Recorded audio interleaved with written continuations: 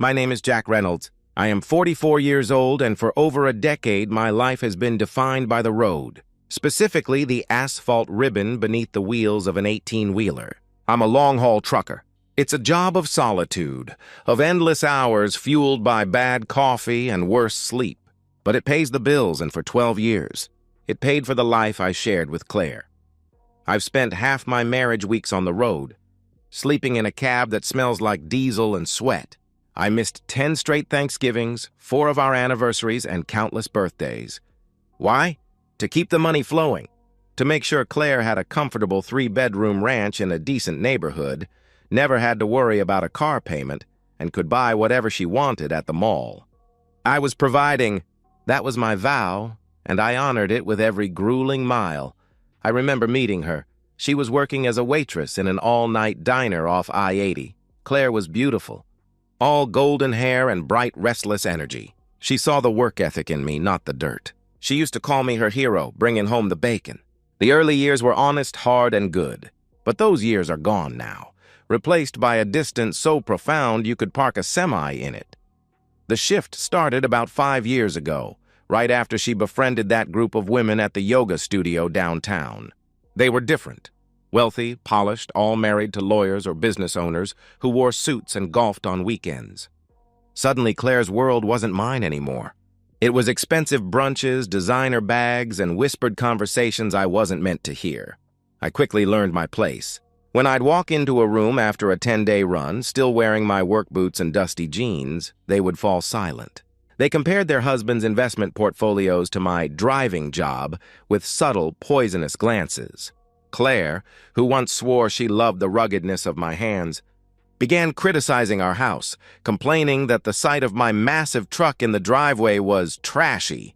Her conversations with me became transactional. "Did you deposit the check?" she would ask. "I need $300 for a shopping trip." The warm greetings were gone. The intimate moments disappeared entirely. She stopped asking about the road or the mechanical problems I fixed to save money. She was simply using my labor to fund a lifestyle she was ashamed to admit I paid for. Despite the screaming warning signs, I held on to the vows. I worked overtime, deposited every cent into our joint account, and saved diligently.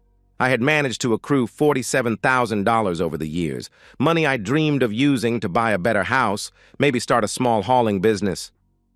Claire knew about the savings, but she hadn't mentioned future plans with me in over a year. The chapter of my ignorance closed with her announcement. "A girl's trip to Miami," she said. "It's just for 4 days, Jack." Her eyes were bright, too bright, filled with a giddy anticipation that hadn't been meant for me in years. A wave of unease, cold and heavy, washed over me, but I swallowed it down. I wouldn't be controlling. I agreed, even handing her 2 crisp $100 bills. "For emergencies, Claire," I said. She took the cash without meeting my eye. I dropped her at the airport at 5 a.m. the next day, right before my next long haul. I watched her walk away through those sliding terminal doors. She never looked back. I told myself it was just exhaustion twisting my gut. I was wrong. 2 days into Claire's girls' trip, I was parked at a grimy rest stop outside Dayton, Ohio. The glow of the dashboard clock read 2:47 a.m. I was trying to snatch a few hours of sleep before making an early delivery to a warehouse south of Columbus. The cab was cold, and the familiar vibration of passing semis was the only sound. Then the phone rang. It was Claire. I answered, a low knot of dread tightening in my chest. The background noise that slammed into my ear was immediate and overwhelming. Pounding electronic music, drunken laughter, and the sharp, bright clinking of glasses. She was clearly wasted, her voice thick and slurred, riding a wave of cheap champagne confidence. "Jack," she giggled, the sound like glass shattering. "Guess what, baby? I'm done. I met someone better." The silence in my cab swallowed the noise from Miami.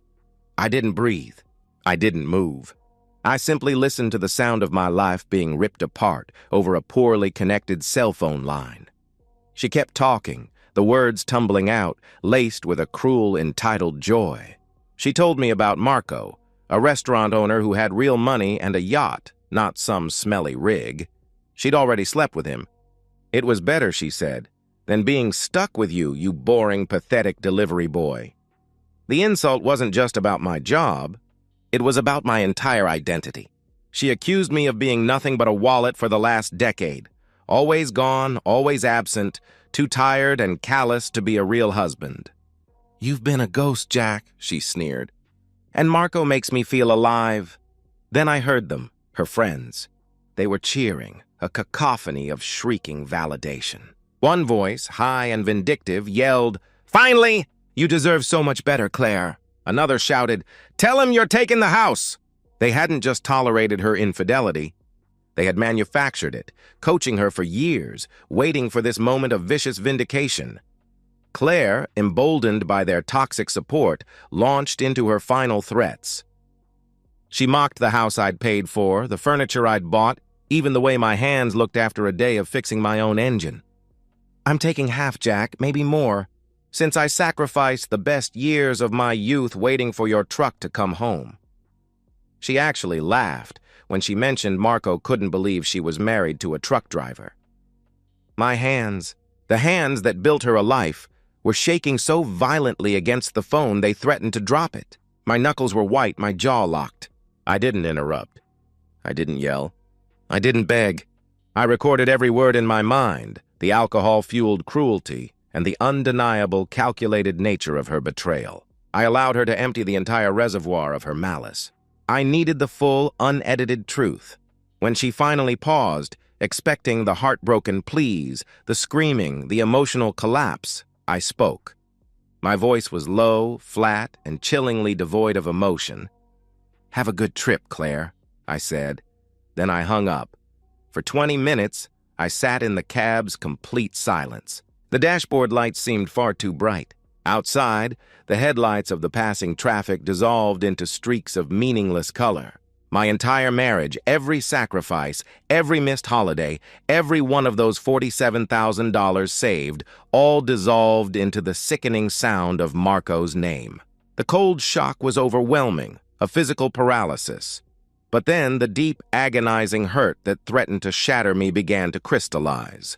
It didn't turn to white-hot anger, but something far colder and much sharper. I wasn't going to be the pathetic victim she wanted to mock. I wasn't going to let her and her friends celebrate while they stripped me bare. My life was built on planning, on logistics, on moving heavy loads where they needed to go. And I was about to apply those skills to domestic warfare. I reached for the work notebook I kept for fuel logs and maintenance schedules. I flipped to a clean page. I didn't start listing my sorrows. I started making a list of actions. She wanted to take everything from me, but she forgot one crucial detail. She'd given me full access to everything we had, and I was about to use it. At 3:15 a.m., in the silent, freezing cab of my truck parked in an Ohio rest stop, the final agonizing phase of being Jack Reynolds, the betrayed, absent husband, ended. I was acting not from blind rage, but from a cold, lethal clarity. Claire wanted a war for assets, but she hadn't accounted for the logistics. She was drunk on champagne and arrogance in Miami. I was sober, miles away, and I held the keys to the entire operation. The first move was securing the finances. That $47,000, every extra load, every skipped meal, every birthday missed, represented my freedom.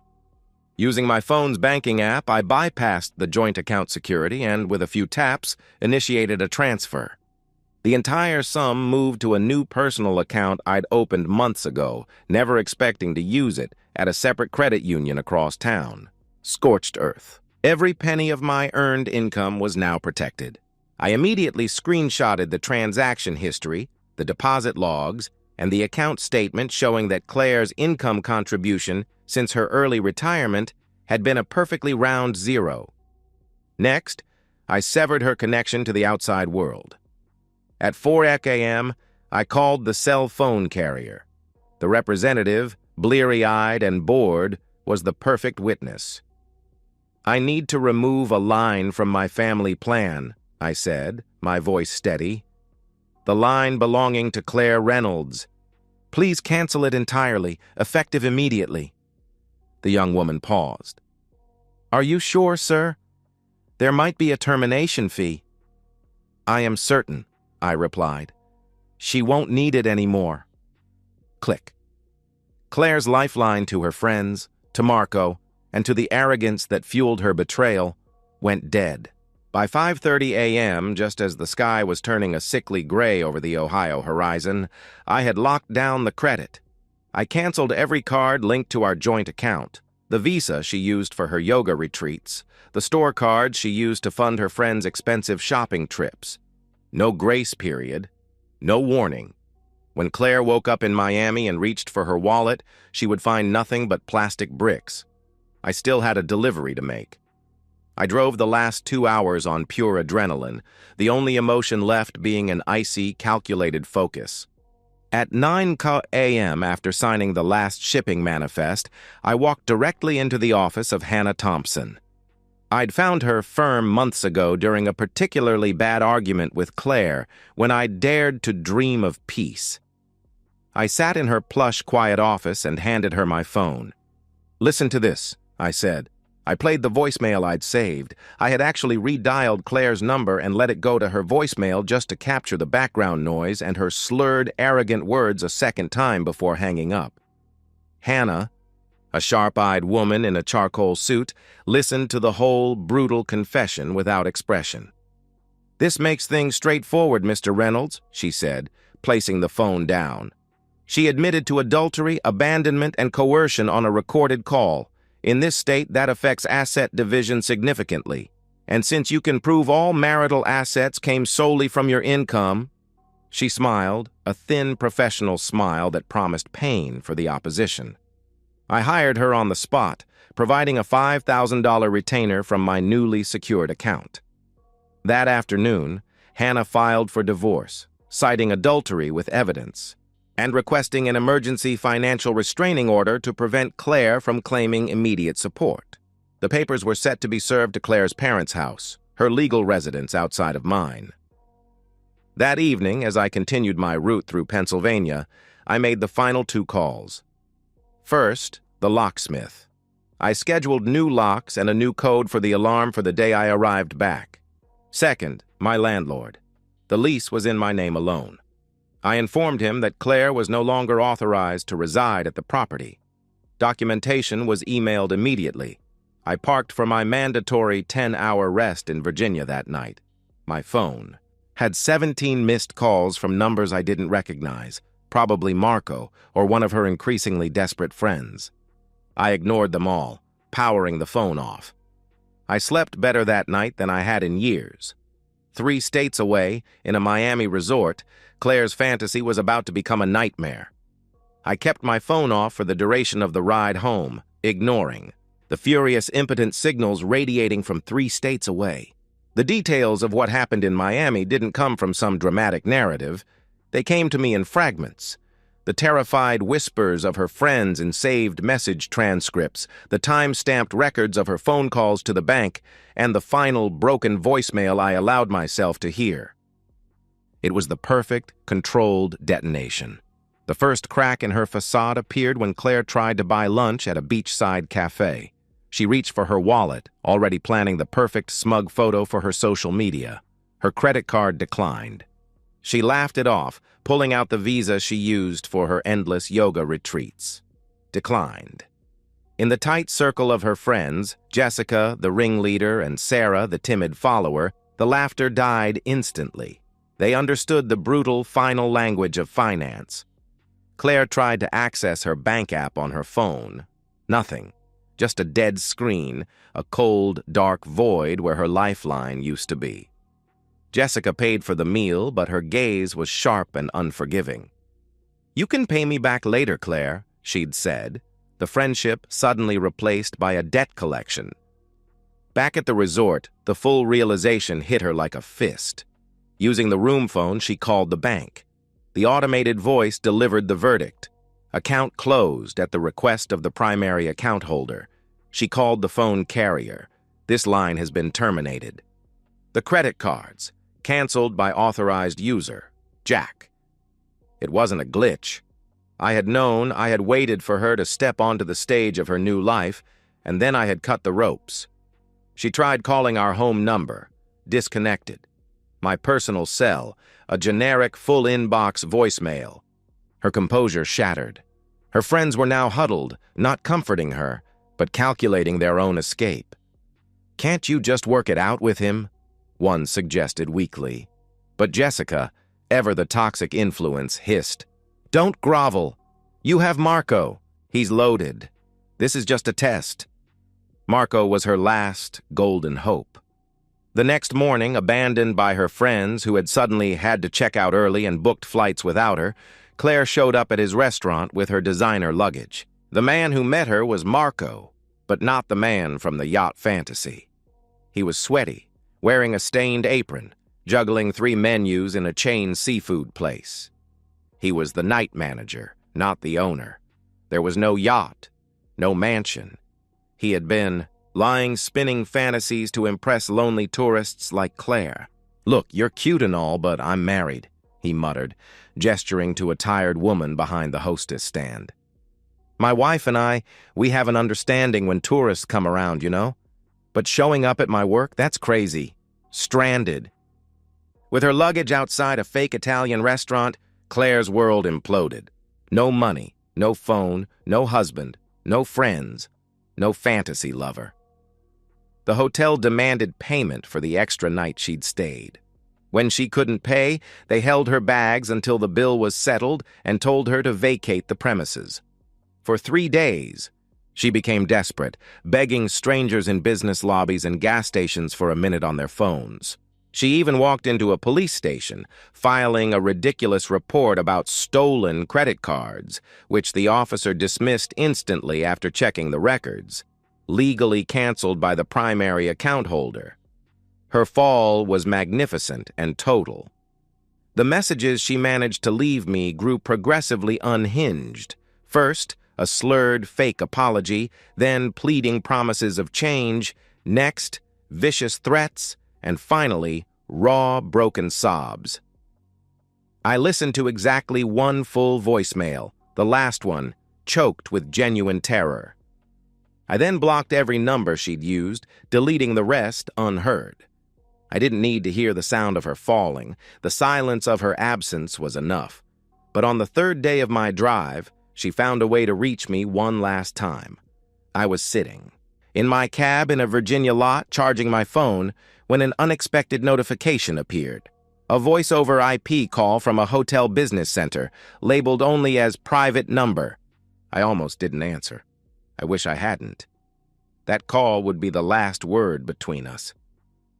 I was parked outside a battered classic Tennessee diner, the air thick with the heavy scent of old coffee and frying grease. It was late morning, and I was finishing a stack of pancakes that tasted like cardboard. My phone, plugged into the truck's dash, buzzed, a voice-over IP call from a Miami area code I hadn't specifically blocked yet. It was labeled only as private number. I knew. This was it.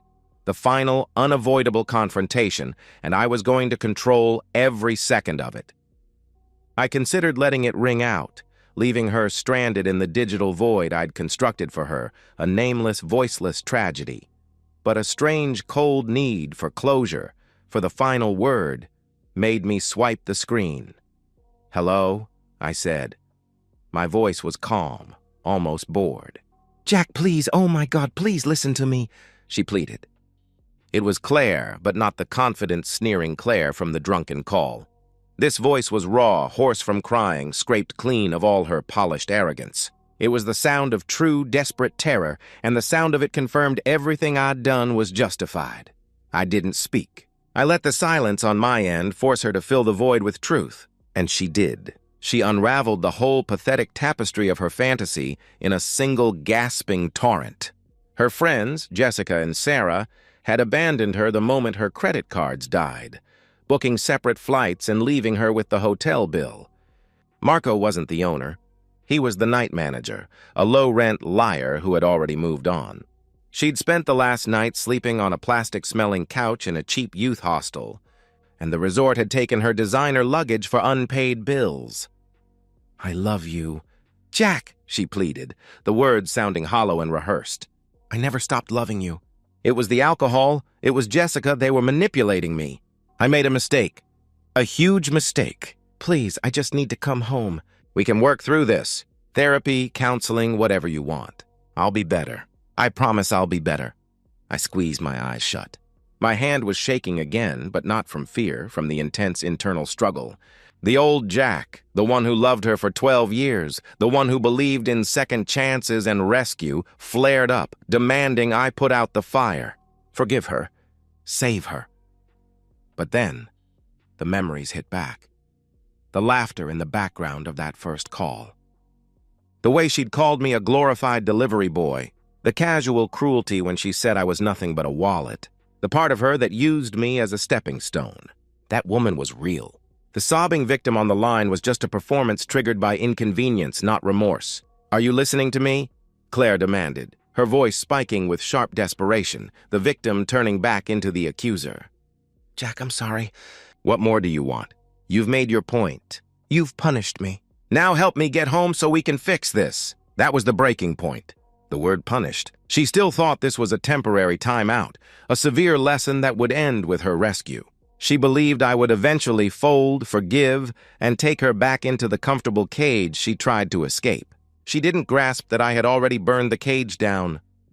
Claire, I said quietly, a sound that cut through her hysterics and made her instantly silent. I want you to listen very carefully. You're not coming home. There is no home for you to come back to. What are you? Her breath caught, her desperation turning to raw confusion. The locks are changed, as of yesterday morning. I'm looking at the locksmith's invoice right now. New deadbolts, new keys, new security code. Your name is off the lease. The landlord has documentation that you're not authorized to enter the property. I delivered the facts like legal filings, dry and clinical. You can't do that. That's my house too, she shrieked, the wounded sound of a cornered animal. Check the lease, Claire. My name, my signature. Always has been, I replied. I could hear her struggling to breathe, hyperventilating, the frantic, shallow breaths loud on the line. The divorce papers were filed 3 days ago, I continued, pressing the advantage, not letting her recover, citing adultery with recorded evidence. Hannah Thompson, my attorney, is very good at her job. You'll be served at your parents' address. Don't bother contesting it. You admitted everything on a recorded line. Jack, please, she sobbed. The $47,000 in our account. Every dollar came from my paychecks. I have 12 years of deposit records proving it. You won't see a penny, I answered. She was sobbing uncontrollably now, gasping between words. I can't. I don't have any way. How am I supposed to... That, I said, feeling the finality of the statement settle like cold stone in my chest, is no longer my problem. You wanted better than me. You found what you thought was better. This is what better looks like. Jack, I'm begging you, she cried. You're dead to me, Claire. Don't come back. Don't call. Don't try to contact me. We're done. Forever, I said. I hung up as her desperate scream of my name echoed from the speaker. I placed the phone gently on the dash, my hands shaking again, but this time it was from the sheer emotional release of severing the limb. I sat in my truck in that Tennessee diner parking lot, and for the first time in years I wasn't carrying the weight of a dying marriage. I could breathe. I was free. 3 months passed, like highway miles, steady, inevitable, carrying me further from the wreckage of my marriage. The air in the cab, once heavy with loneliness and resentment, began to feel lighter, just the familiar smell of diesel and the road. The man who had been defined by his absence and his wallet was finally driving for himself, for his own future. The divorce proceeded with the brutal efficiency Hannah Thompson had promised. Claire never contested the filings. She never showed up. She had burned all her bridges in that final hysterical phone call. Her parents' lawyer, a local shyster who sent a few blustering letters, fell instantly and completely silent the moment Hannah responded with the transcribed and recorded confession from Miami, along with the detailed financial records proving Claire's total lack of contribution to the $47,000 savings. There was no case, no leverage, no way back for Claire. The legal proceedings were just a formality, confirming a reality she had established that drunken night. I sold the house, the modest 3-bedroom symbol of my 12 years of sacrifice. Too many ghosts, too much echoing emptiness. I bought a small, neat condo near my company's hub. One bedroom, a modern kitchen, and a narrow balcony overlooking the constant, reliable flow of the interstate below. I paid cash for the place, still having a significant chunk of my secured savings left over. It suited me. No expectations, no silent judgment embedded in the walls. My work routes didn't change, but my perspective did. The exhausting guilt that used to gnaw at me, about being away, about not providing enough, about being an insufficient husband, it was gone. I was building Jack Reynolds, a man accountable only to himself. The change wasn't dramatic. It was gradual, the slow, honest warmth of a morning sun. It happened at a truck stop outside Indianapolis, a regular Wednesday stop. The restaurant attached had decent coffee, a comfortable booth, and a waitress named Sarah. She was around my age, maybe a few years younger, with kind eyes and an easy smile that seemed genuine, not professional. She had seen me over the years, never knowing the details, but noticing when the wedding ring vanished and when the haunted look in my eyes started to recede. One Wednesday morning, she brought my coffee before I asked, remembering exactly how I took it.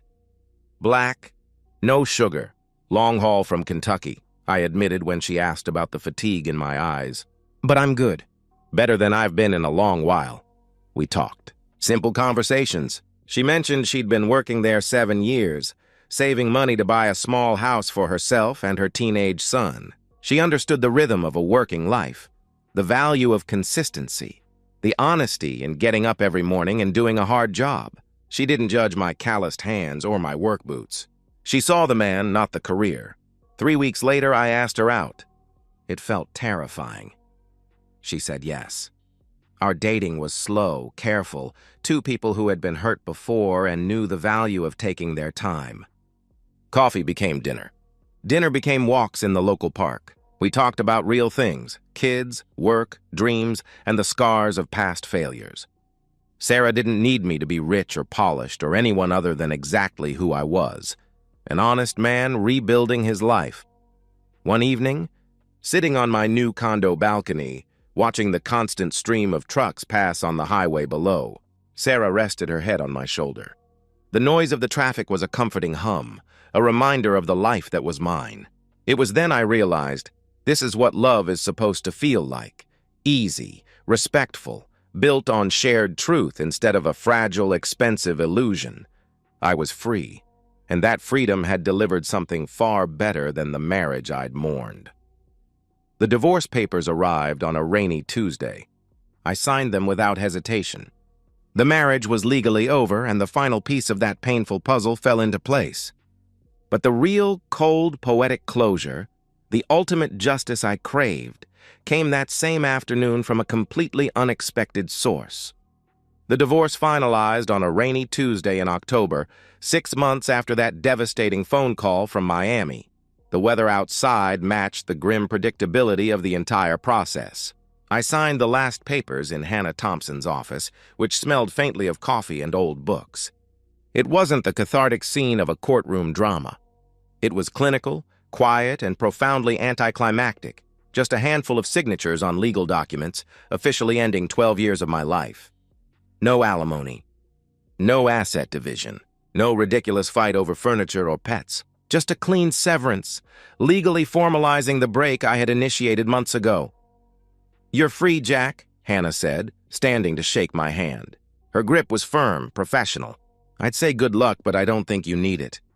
You made your luck." I returned to my small condo, poured myself a double glass of cheap whiskey, a far cry from the expensive liquor Claire used to insist upon, and toasted to absolutely nothing. The page was turned. The painful, ugly chapter was closed. 2 weeks later, the final details of Claire's downfall drifted back to me through the usual unreliable grapevine. Mutual acquaintances, former neighbors, and the periphery of co-workers who still had a social media connection to her old yoga circle. Claire did eventually make it back from Miami. Her parents, swallowing their pride and significant shame, bought her a single plane ticket after days of desperate pleading calls. She returned home to live in their small, cluttered basement at 38 years old. The friends who had cheered her betrayal, Jessica and the others, cut her off completely once they realized she had nothing left to offer. No money for brunches, no home to host parties, no high-status husband to validate their shallow group. They vanished, proving their loyalty was solely transactional. She works retail now, they said, scanning groceries at a discount department store in a strip mall I used to drive past. She'd cut her hair short, stopped wearing the expensive makeup. She looked older, tired, diminished. When I heard this, I felt nothing. No satisfaction, no surge of vindication, and certainly no pity. She wasn't a source of anger or triumph anymore. She was simply someone who used to exist in my life, like an old photograph whose emotional resonance had completely faded away. She had simply moved to the consequences of her own choices. Life with Sarah continued its slow, deliberate build. I met her teenage son on a quiet Saturday afternoon, a cautious, gentle introduction in a public park. The boy was shy but polite, and I saw the protectiveness in Sarah's eyes, her careful evaluation of me. I respected it. We weren't rushing toward anything, just patiently assembling a foundation built on truth and genuine affection. Months stretched into a year. I still drove my routes, still parked at rest stops in the middle of the night. But now when I called home, someone answered who was genuinely happy to hear my voice. Someone who asked about my day not out of obligation, but out of quiet, consistent interest.